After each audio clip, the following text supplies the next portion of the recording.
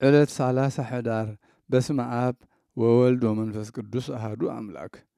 ዕለት 30 ሕዳር በዛ ዕለት እዚኣ ቅዱስ አቦ አባ አካክዮስ ናይ ሃገር ቁስጥንጥንያ ሊቀ ጳጳሳት አዕረፈ። እዚ ቅዱስ እዚ ፈላጥ ሕያዋ እዩ። ቃል ቅዱሳት መጻሕፍቲ አምላኻውያት ተርጎመ። ኣብ ሃገር ቁስጥንጥንያ ማዕርገ ክህነት ተሾመ። ጉባኤ ማሕበር ኬልቄዶን ኣብ ዝተገብረሉ ኣብቲ ኩሉ ግብሮም ኣይተሳተፈን ኣይተሓባበሮምን። በቲ ዘለዎ ፍልጠት ኣብቲ ጉባኤ ክመጾም ኢሎም ለኣኹሉ ክኸይድ ስለ ዘይደለየ ሓሚመ ኢሉ ኣመኽነየ። ብዛዕባ ንናይ እስክንድርያ ሊቀ ጳጳሳት ቅዱስ ዲዮስቆሮስ ዘውረዱሉ ግፍዕን በደልን ምስ ሰምዐ ኣጸቢቑ ሓዘነ። ኣብ ቅድሚ ኣዕርኽቱን ብጾቱን ከዓ ረገሞም ንሳቶም ቅኑዓት ሃይማኖት ከም ዘይኮኑ ኣመልከተ። ንእግዚኣብሔር ኣብ ኣኼባ እዞም ክፉኣት ዘይሓወሰኒ ምስጋና ይብፅሓዮ በለ። ናይ ቁስጥንጥንያ ሊቀ ጳጳሳት እንግልዮስ ምስ ሞተ ነዚ ኣቦ አካክዮስ ሓርዮም ሊቀ ጳጳሳት ሾምዎ። ምክንያቱ ንሱ ቅኑዕ ሃይማኖት ከም ዝኾነ ስለ ዝፈለጡ፣ ከምኡውን ንሱ ካብታ ቤተ ክርስቲያን ኑፋቄን ክሕደትን ከርሕቕ እዩ ኢሎም ስለ ዝኣመኑሉ ንሱ እውን ምስ ተሾመ ኣጸቢቑ ጸንዐን በርትዐን። ካብኡ ብልቡ ኣነስ ኣቀዲመ ንነፍሰይ ከድሕናም ሓሸኒ ኢሉ ሓሰበ። ናብ ኣባ ጴጥሮስ ናይ እስክንድርያ ሊቀ ጳጳሳት ከዓ ቀዲሙ ካብ ኣቦታት ኣባ ቄርሎስን ኣባ ዲዮስቆሮስን ዝወሰዶን ዝተማህሮን ናይ ስሉስ ቅዱስ ቅንዕቲ ሃይማኖት ዝሓዘት መልእኽቲ እምነት ለኣኸሉ። ካብኡ ኣብ መልእኽቱ ኣብ ተሳታፍነት ማዕርገ ክህነት ክቕበሎ እናለመነ ለኣኸሉ። ኣባ ጴጥሮስ ከዓ መልእኽታቱ ምስ ኣንበበ መልሲ ናይ መልእኽቱ ኣብ ሓንቲ ጉባኤ ዘሳተፈት መልእኽቲ ጽሒፉ ምስ 3 ኤጲስቆጶሳት ገይሩ ለኣኸሉ። እዞም ኤጲስቆጶሳት ከዓ ኣጸምው ኣቢሎም ናብ ሃገር ቁስጥንጥንያ ኣተዉ። ምስ እዚ ኣቦ አካክዮስ ከዓ ጉባኤ ገበሩ። መልእኽቲ ኣባ ጴጥሮስ ከዓ ሃብዎ። ንሱ እውን ዓብ ክብሪ ኣኽበሮም። እታ መልእኽቲ ከዓ ብጽቡቕ ምቕባል ተቐበሎም። ምስ ዕርኽቱን ቅኑዓት ሃይማኖት ዝኾኑን ምስ መኳንንቲ ሃገር ኮይኑ ነታ መልእኽቲ ኣንበባ። ከምቲ ቅዱስ ጴጥሮስ ኣብ መልእኽቱ ዝጸሓፋ ኩሎም ከዓ ምስኡ በታ ቐንዕቲ ሃይማኖት እስክንድርያ ተኣመኑ። ካብኡ ንሱ ናይ ኣባ ዲዮስቆሮስ፣ ኣባ ጢሞቴዎስ፣ ኣባ ጴጥሮስ ተሳታፊ ከም ዝኾነ ብኢዱ መልእኽቲ ጸሓፈ። ንሳቶም ቅኑዓት ሃይማኖት ከም ዝኾኑ ተኣመነ። ኩሉ ካብ ሃይማኖቶም ዝሓለፈ ዝኾነ ከዓ ኣውገዞ። ድሕሪዚ ነዞም 3 ኤጲስቆጶሳት ንሓደ ደብሪ ካብ ኣድባራት ሃገረ ቁስጥንጥንያ ምስኡ ወሰዶም። ቅዳሴ ቁርባን ሰሪዑ ከዓ ምስኦም ቀደሰ። ንሳቶም ከዓ ብቅዳሴን ብቁርባንን ምስኡ ተሳተፉ፣ ብኡ ተባረኹ። ንሱን ብኣቶም ተባረኸ እሞ ብሰላም ኣሰናበቶም። ናብ ኣባ ጴጥሮስ ምስ ተመልሱ እቲ ዝኾነ ኩሉ ነገርዎ። ንሱ እውን ብቅዳሴ ምስኦም ከም ዝቀደሰ ከም ዝተሓባበረ ሰሚዑ ተሓጐሰ። ተቐበሎ ድማ ኣብ ጸሎትን ኣብ ቁርባንን ከዓ ስም ኣባ አካክዮስ ክዝክርዎ ኣዘዘ። ዜናኡ ኣብ ናይ ሮማ ኤጲስቆጶሳት ተሰምዐ። ንሳቶም ግና ካብ መንበሩ ሰጐግዎ። ኣብ ስደት ከሎ ከዓ በታ ቐንዕቲ ሃይማኖቱ ኣዕረፈ።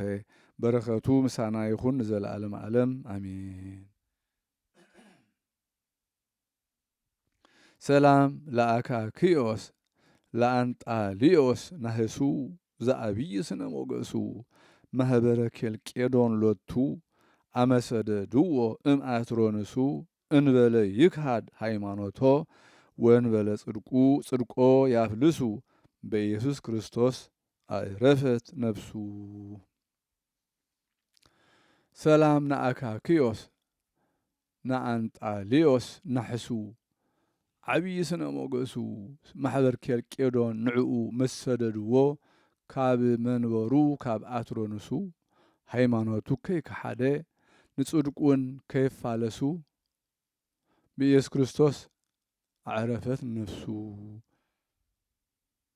በዛ ዕለት እዚኣ መዘከርታ መርቆሬዎስ ሰማዕት ከምኡውን ንቆዝሞስን ድምያኖስን ኣሕዋቶምን ቅዳሴ ቤተ ክርስቲያኖም ንገብረ መስቀል እውን መዘክርታው እዩ።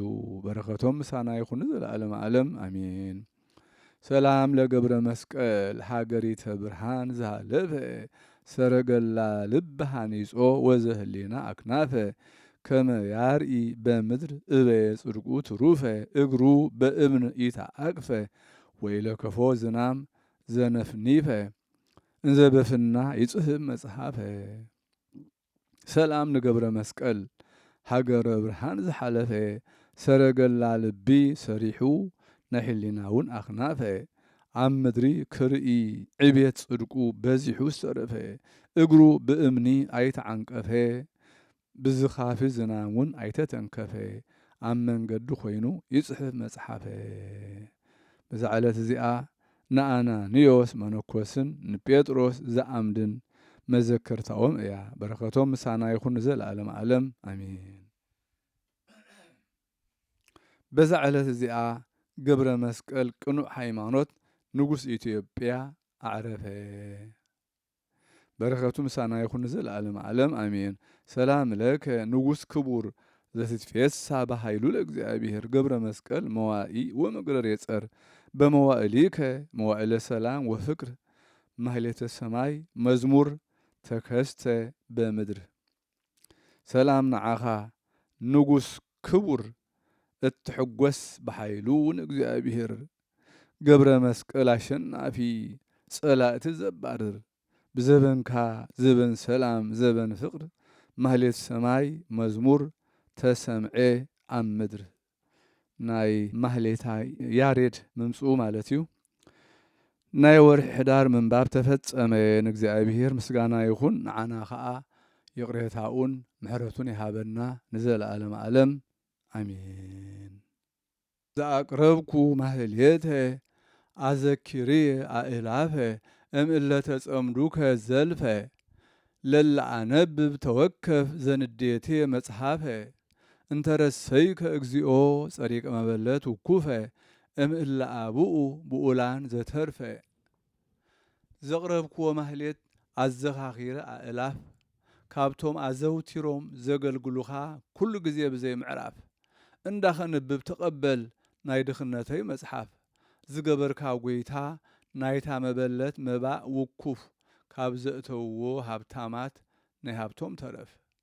ነቢያት ቅዱሳን ወሐዋርያት ሰባክያን ሰማዕት ወጻድቃን ደናግል አዲ ወመነኮሳት ሄራን ባሩኮ ባሩኩ ጉባኤ ዛቲ መካን እስከ አረጋዊ ልሂቅ እምንኡስ ሕፃን።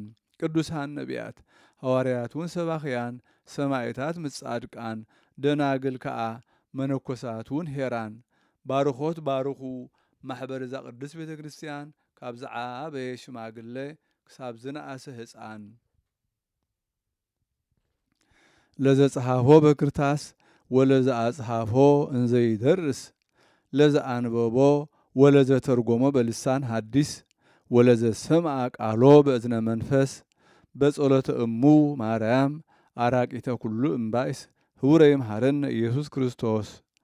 ንዝጸሓፎ ብመጽሓፍ ንዘጸሓፎውን ብምድራስ ንዘንበቦ ንዝተርጎሞ ብልሳን ሐዲስ ንቃሉን ዝሰምዐ በእዝኒ መንፈስ ብጸሎት አድዩ ማርያም አራቂት ካብ ኩሉ ምባኣስ ኣሕቢሩ ይምሃረና ኢየሱስ ክርስቶስ። ክሳብዚ ኢሎም ይምሃረነ ዝብሉ ኣቦታት ኣለው። ኣብ ገሊኡ ድማ ሰላም ለክሙ ኢሎም ዝቕጽሉ ኣለው። ሰላም ለክሙ ጻድቃን ወሰማዕት እላዕረብክሙ በዛቲ ዕለት መዋእያነ ዓለም አንትሙ በኩሉ ትዕግስት ሰአሉ ቅድመ ፈጣሪ በኩሉ ሰዓት እንበለ ንስሐ ችያነ ኢይንሣእ ሞት።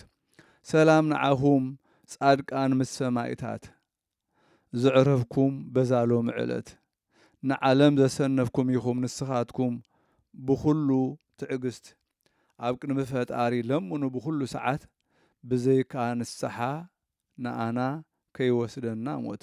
ሰላም ለክሙ ጻድቃነ ዛቲ ዕለት ኩልክሙ እድ ወአንስት በበአስማቲክሙ ቅዱሳነ ሰማይ ወምድር ማኅበረ ሥላሴ አንትሙ ዝክሩነ በጸሎትክሙ በእንተ ማርያም እሙ ከመ ትዕቀቡነ ተማሂፀነ ለክርስቶስ በደሙ። ሰላም ንዓኹም ናይዛ ዕለት እዚኣ ጻድቃን ኩልኹም ሰብኡትን ኣንስትን በበአስማትኩም ቅዱሳን ሰማይን ምድርን ማሕበር ስላሴ ንስኹም ምእንቲ ማርያም ኣዲኡ ዘክሩና ብጸሎትኩም ንኽትሕልውና ተማሕጺና ኣሎና ብናይ ክርስቶስ ደም